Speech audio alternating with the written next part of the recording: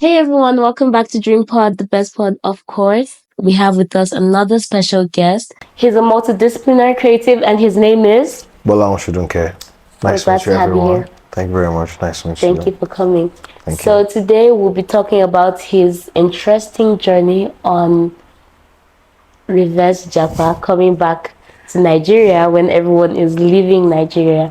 So first question would be, why? I get this question a lot, and honestly speaking, I got tired. I got tired of. So I was in the UK, England to be precise, and initially I went there for school.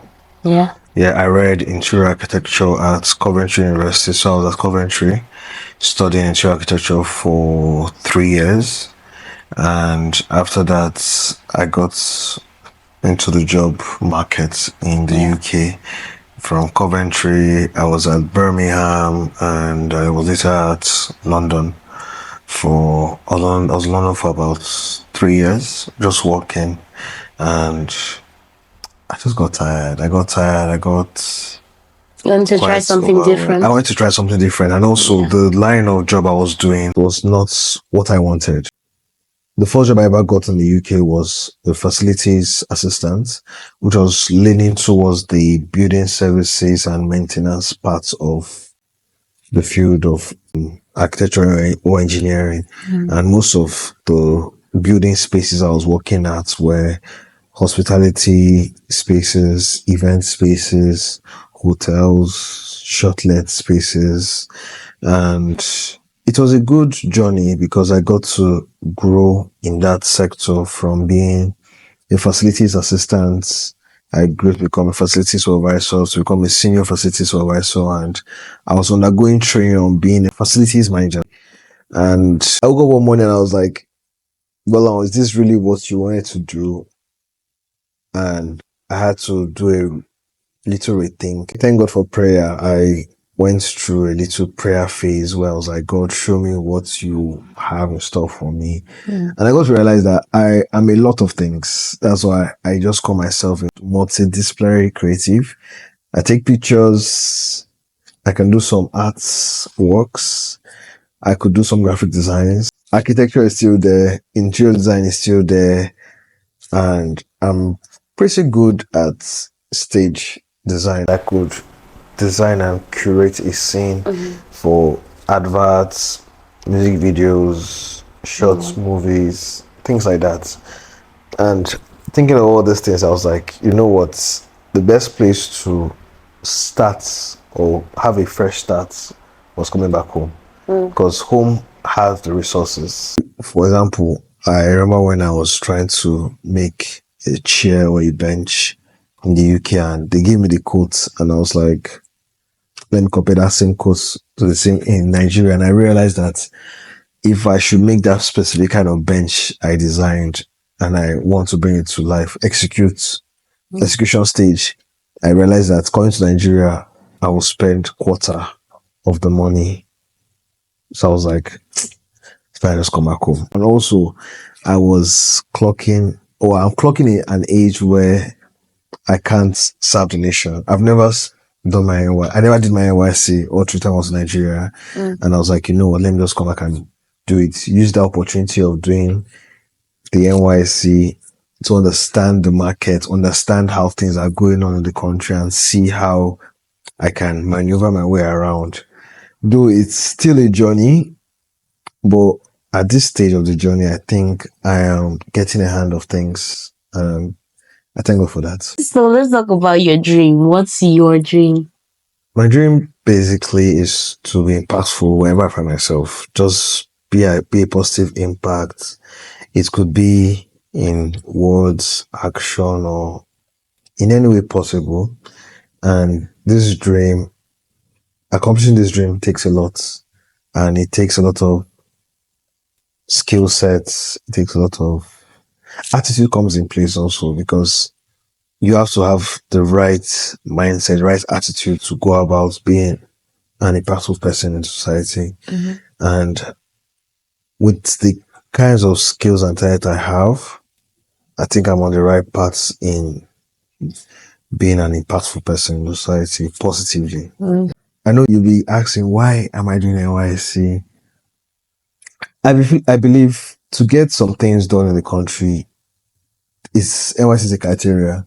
Especially when you want to see, when you see yourself as, okay, somehow, some way, you'll find yourself working for the government. You'll find yourself getting involved in government activities or government duties. Questions will be asked. Have you done your NYC? Questions will be True. asked. Like, for example, I have a friend of mine. He started a business. He came back to Nigeria to start a business. Started a business. Everything was going smooth and fine.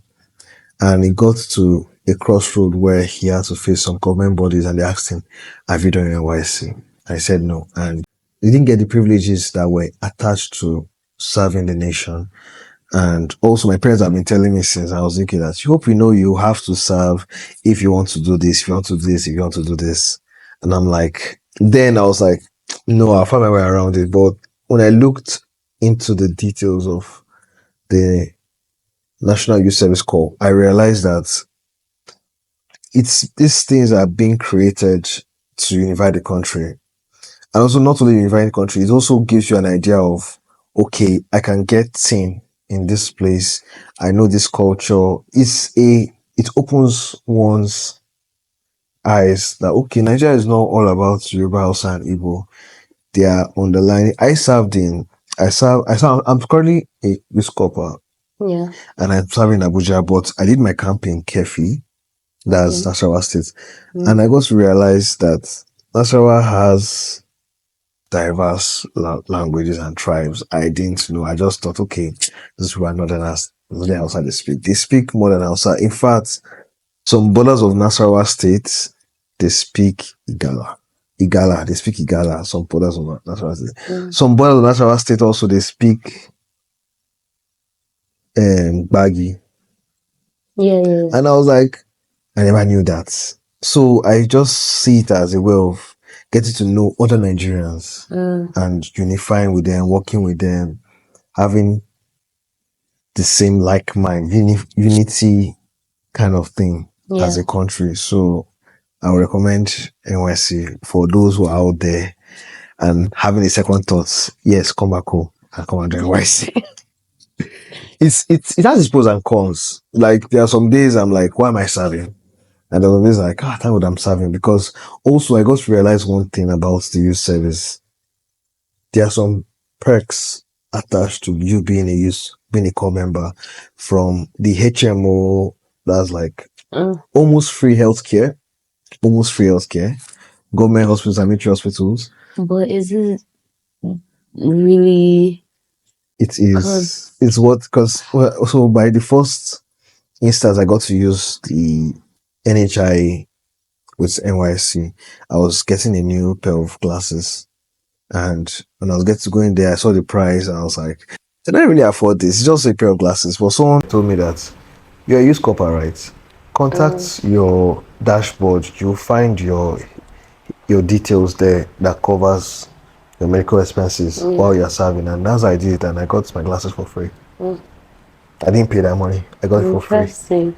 That's nice for you guys. But anyway, typically, apart from unity and being at home, of course, there's also always a different feeling to being at home. But apart from that, a lot of people would say, I'm going out of Nigeria to pursue my dreams. Makes sense. Like, once you say it, that makes sense. I'm leaving Nigeria to pursue my dreams. But coming back to Nigeria to pursue your dreams, like, you actually believe this is a good place to start off. Why? Because most people believe it's better to go and start off outside and then bring it home. But why do you think? So the initial plan, as I agreed with my parents and I, was to go to the UK, school, and come back. Okay. But I got distracted. I got distracted with having the opportunity of getting a job, and I was just fixed on the job for like I said, 2 to 3.5 years. I was just fixed on the job. But then again, every time I had a conversation with my parents about the main reason why I went to the UK, they would tell me, hope you know you're coming back.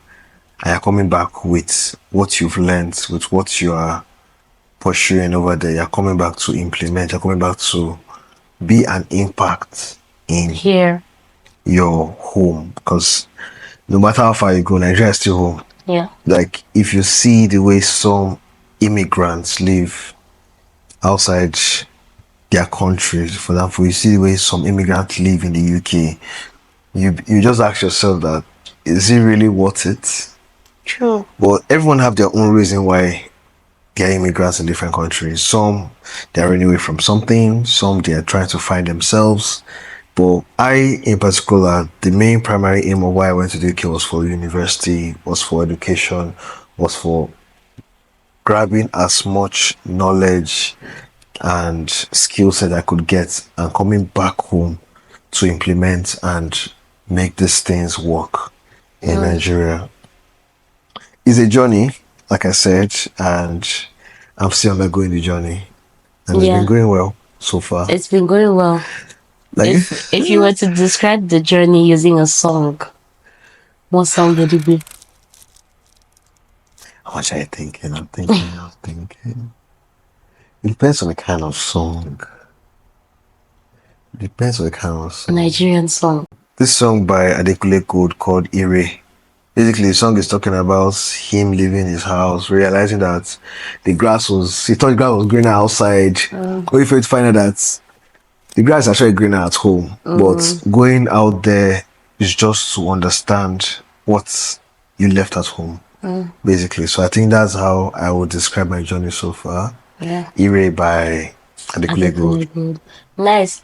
So usually I would say Nigeria doesn't really support dreams, chasing dreams. It kind of kills dreams, really. There's a lot of stagnation. The system just works against young people in particular. I mean, I've even spoken about it on this podcast that the system doesn't favor young people. So, why do you think that the system would actually favor you? Like, why do you think Nigeria will not kill those dreams? I mean, it makes sense that you want to invest that knowledge at home. That's a good thing, but then what if? I believe we Nigerians are very, very dogged and strong people. Like, if you see the way, for example, I'll take the life of a bus driver in Lagos, for example. These people are they are up 4:30 a.m. And if you ask them by 7 a.m., 8 a.m., they say, oh, you know, I've made like 20K today. That is the mindset of a Nigerian. They will always find a way. The country, in some cases, kills people's dreams. But I feel the way we are being built, the way we are being wired as citizens of Nigeria, we'll always find a way. And some people believe that they are their own governments, which sometimes can paint a negative aspect. But if you now change that negativity to a positive mindset, you can find your way around Nigeria. It's not going to be easy. It's just that Nigerians have that strong tenacity. Wherever you find them, they will just want to prove to everyone that I'm in Nigeria and I'll find my way there. Like, it's our identity. Yes, the system is anyhow. You can see corruption here. You can see so many things happening. But I believe that with a strong positive mindset and a strong circle of people around you, the sky is your starting point. And I also believe that there's a level of enlightenment that one needs to undertake, one needs to go through, because there are some things that are written in articles and books that we Nigerians, we need to actually sit down and take a look at these things. From as little as an article in a magazine, there are some things that are just like, there's actually an opportunity here. Let me give it a try. Well, a couple of Nigerians also fall back, the government have to provide this for us, the government has to do this. Like, okay, you are demanding this from the government. What are you doing regarding that? Like, you can't just sit back and wait for everyone to do that for you. What are you doing? You have to bend down and get to work. So that's what I still believe, that yes, the system of the country can kill dreams, but also the system of the country can birth dreams. It just depends on the mindset and how much tenacity you have within you. I'm still Mm. building my tenacity. Day after day, I'm just telling myself that there's more, there's more, there's more. And that hunger, that drive, that hunger is the one that can break barriers, Mm. break protocols, break barriers, and also the God factor. The God factor comes in fact, that's the most important thing. Once you have God as your compass, you'll be breaking As, barriers and hurdles like you're skipping, yeah, basically. yeah. So would you actually advise someone to come back and start here? It depends on what they're chasing. It depends on what they're chasing. I know what I'm chasing. I believe everyone should know what they're chasing. Everyone should have what they're focused on. What their vision is. I have Okay. my vision. I have my focus, and some days I feel I'm not the right path. But thank God for good company of people. Mm. The people that keep on fueling your drive. They keep on pushing that you have to do this. Gbolahan, just try this thing. Gbolahan, try this one. Gbolahan, try that one. That comes in very handy because some days you just feel down. You Yeah. just feel like, why did I even come back? Why did I come back to Mm-hmm. Nigeria? I should be making some nice pounds over here, making some things over here. But once you have a focus and a vision, this is where I'm heading to. This is what I have seen in this period of time. Mm. I have to be focused. It's not easy, but having a fixed mind on the future, on the end goal, you you will actually scale heights in the country. So Mm. if you want to come back, please come back. But when you're coming back, have a vision, have a target, have a laid out plan. Because if you don't have this target and vision and laid out plan, when you come back, you'll be distracted. It's a way that Nigeria will make you feel comfortable, but you are going backwards. I can't really explain it, but there's a way you just feel, oh, I'm back home, I'm relaxed. Mm. But once you have a vision, you have a target, you are seeing it in plain sight when you wake up in the morning. You can have it on your mirror, on your bedside, on your door of your room. This is my vision for the day. This is my target. I promise you it won't be a smooth sailing, but you get there. Yeah. You'll get there. So yeah, if you need to come back, pray about it first. If you are a prayerful person, pray about it because God's leading is the only one that will get you to that vision and target you are aiming for. If you don't pray Mm. about it, if you move on vibes, I'm sorry. Don't even bother coming back. If you think you're going to come back and move on vibes, just don't try it. Don't try it. It will be like a sinking sand. It will be like a sinking sand. I promise you that. So being a creative in particular, being a creative in Nigeria is tough. It's There are lots tough. of things that just hold you back. You're a creative. How would you say a creative can navigate these challenges in Nigeria? First of all, you have to have a good circle of people around you to support you. Mm. And these people can be your friends, your family members, your relatives. It will be a plus for you if your family members, friends, and relatives care about you. It will be a big impact. And also, being a creative in Nigeria, what I got to realize that word of mouth goes far. There are some days I'll post some things. I'll post my interior works, my interior renders. I'll post my pictures. I'll post some paintings I've done, some sketches I've done. I'll post things pertaining to architecture, photography, design, graphic design, arts and crafts. And I don't get much audience or feedback about it or like clients about it. But you see one thing about family and friends is to just tell one person and that person is buzzing you. And also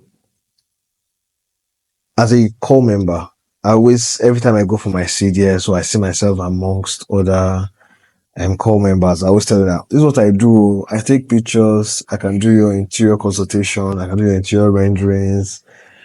This is what I do basically. And so far so good. I've gotten some nice clients that I least expect to get. I've been getting them.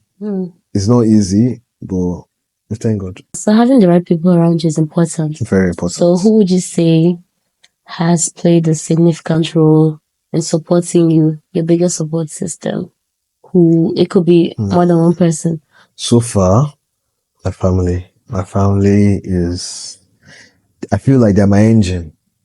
Because there are some days I'm like, can I really do this? And a member of family is just like, just give it a try, just give it a try. What do you need? What do you need? Do you need this? Do you need this? Also good friends. There are some of my friends that will actually call me when, these are friends that are also in line in photography or in the creative space. Yeah. Some of them call me and say, oh, Gbolahan, I'm working on this thing, I'm doing this thing. Do you want to tag along? Do you want to see what is going on? You can even show my clients what you are up to. Can come and assist. Just come and we just want your input because we believe that you are capable of providing positive input to what we're working on. Yeah. And such little visit here and there has really opened doors for me. I'll say, oh, I have a target within 3 months.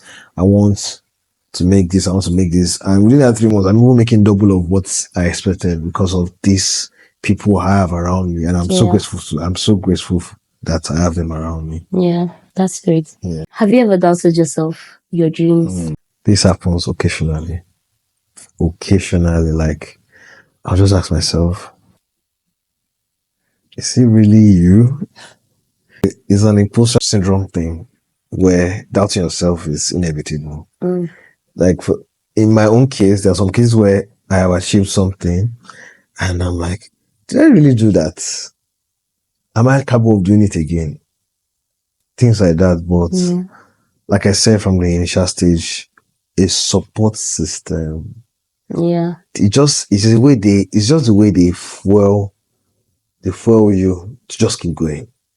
Just keep going. But yes, there are times I have doubted myself. There are times I have questioned myself of why I'm doing something. There's family and friends, there are some of them that don't care about, and it's okay because that's how life is. Yeah.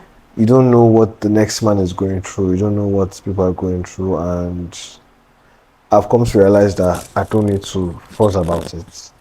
Before I used to be like, oh, why are they not supporting me? That's just life. And when I encounter such situations or instances I'm doubting myself, I go out to my creator and like, God, they don't about me this far. Come and play your part, I beg. Because with my own strengths, who am I? I'm nobody. I'm nobody. I've tried doing things on my own and I highly would not recommend. Let's get into the safe space segment. So this segment is where you're allowed to be vulnerable without feeling judged. Okay. Yeah. So since you got back, tell us what has been your most vulnerable moment so far. Being broke. And how have you navigated that? Oh my God.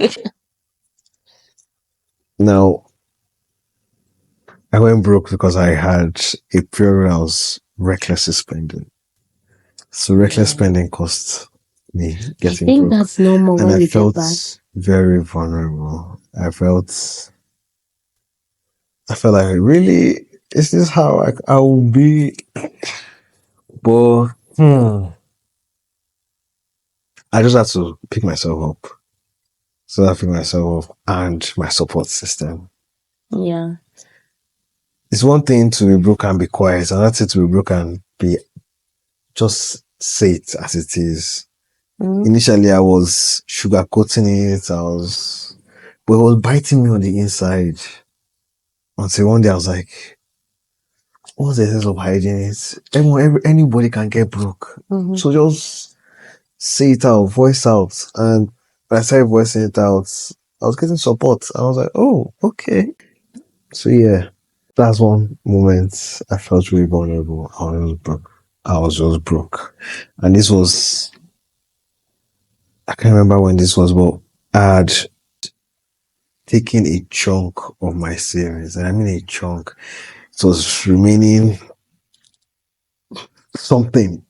I won't say little, but it was remaining something in my savings. And I was like, reckless spending. This is what has brought me to. So what did you learn from that? I learned to spend prudently.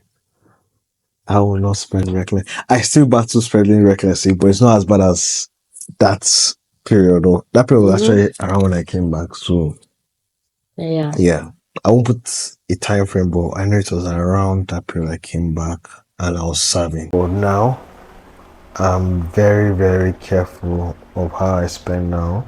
Also, I realized that some spaces I go to will push me to spend. Either directly or indirectly, coercive or non-coercive. And I was like, you know what, some spaces, we put a boundary.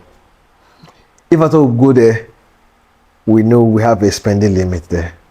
If at all I find myself there, this is the spend limit I am spending and I must keep to it. If at all. But most times, there, I'm not going there. You'll not find me there. Yeah. At least you learned something from that. Oh yes, So, I learned the hard way. literally. I learned the hard way. Yeah. So for creatives in Nigeria, people that are trying to pursue their dreams within Nigeria, people trying to make a positive impact, what advice would you give to them? Start small. Start as you are.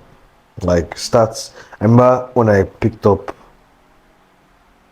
a camera. Before I picked up the camera, I was already testing different phones. I had all the phones I ever used. I was testing my photography skills, from framing to lighting to proportion to little edits here and there. It's just start small. Start as you are and grow. It's one thing to start and another thing to grow. If you can start, you can grow. It just depends on how consistent you are.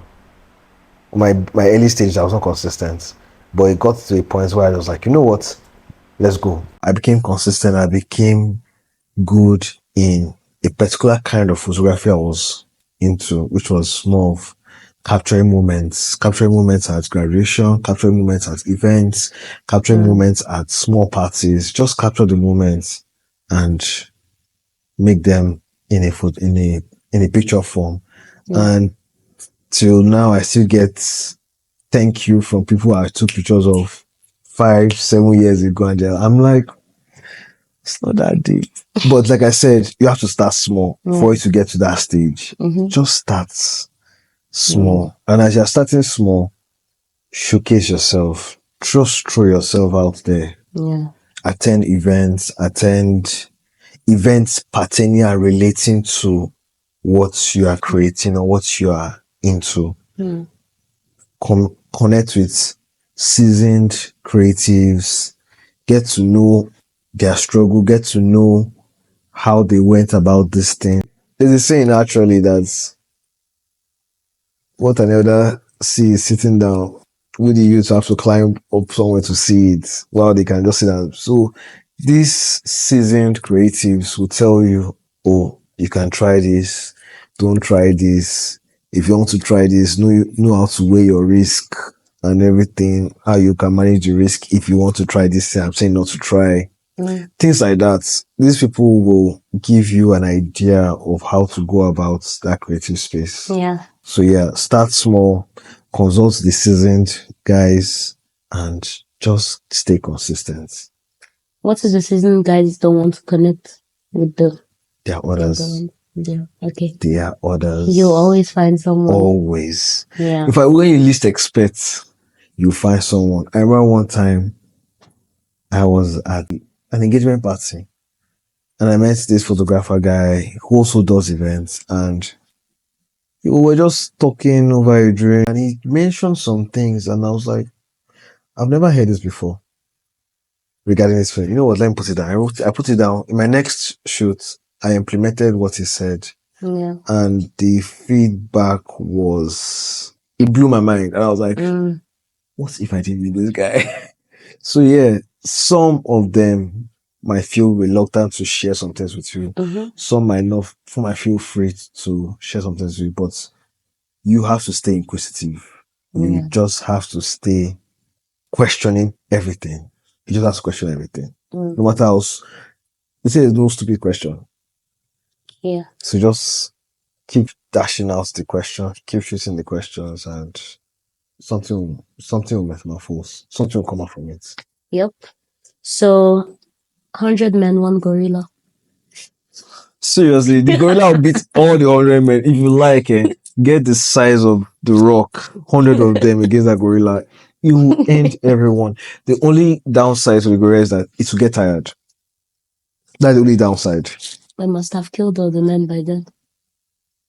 Approximately 70 something by then. What are the remaining 20 something going to do? To run away. So I've been seeing that thing online a lot, and come on. Those things are a silverback, a full matured silverback. These guys are bench pressing tree branches and tree trunks. They're lifting it with either an arm or two arm, moving it from one place to another. Do you know how many men will take a tree trunk? We're talking about oak. Timber trunk of an oak.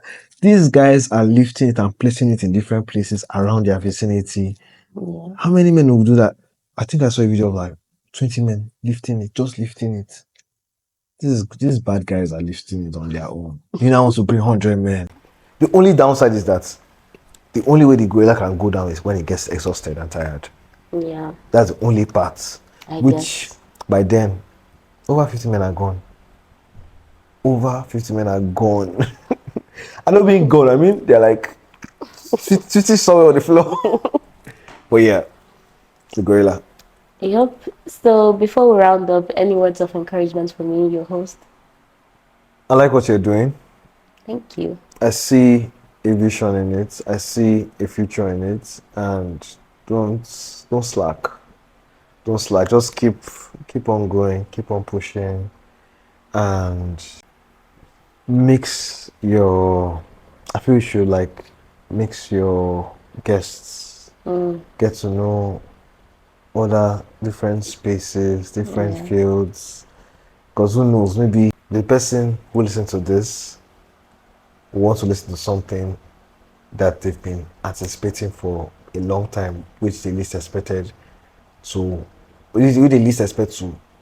encounter later on, but give it a try other fields, other scopes, other areas, and who knows how far it will take you.